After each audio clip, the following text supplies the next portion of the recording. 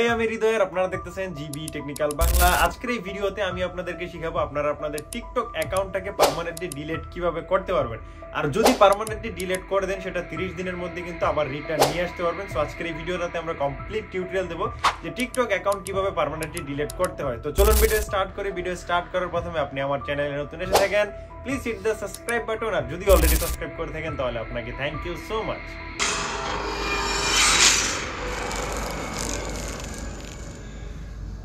TikTok account delete করার জন্য সর্বপ্রথমে আপনাকে আপনার ফোনে টিকটক অ্যাপটাকে ওপেন করে নিতে হবে। টিকটক অ্যাপটা ওপেন করার পর একদম নিচে আপনার প্রোফাইল, আপনাকে প্রোফাইলের উপর একবার ক্লিক করে দিতে হবে।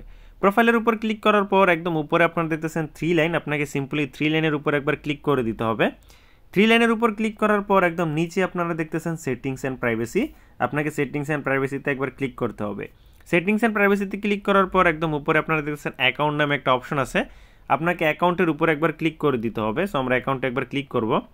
অ্যাকাউন্টে ক্লিক করার পর একদম নিচে আপনারা দেখতেছেন ডিএক্টিভ অর ডিলেট অ্যাকাউন্ট, আপনাকে এটার উপর একবার ক্লিক করতে হবে। সো আমরা এটার উপর একবার ক্লিক করব।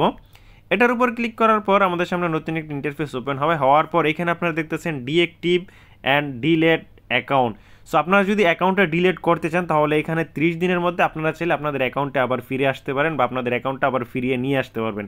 সো আমরা ডিলেট অ্যাকাউন্টে একবার ক্লিক করে দেবো একদম নিচেরটাতে। ডিলেট অ্যাকাউন্টে ক্লিক করার পর আপনার সামনে এমন একটা ইন্টারফেস ওপেন হবে। হওয়ার পর এখান থেকে আপনাকে রিজন সিলেক্ট করতে হবে যে আপনি কেন আপনার আইডিটাকে ডিলিট করতে চান। আপনারা চাইলে যে কোনো একটা রিজন সিলেক্ট করতে পারেন।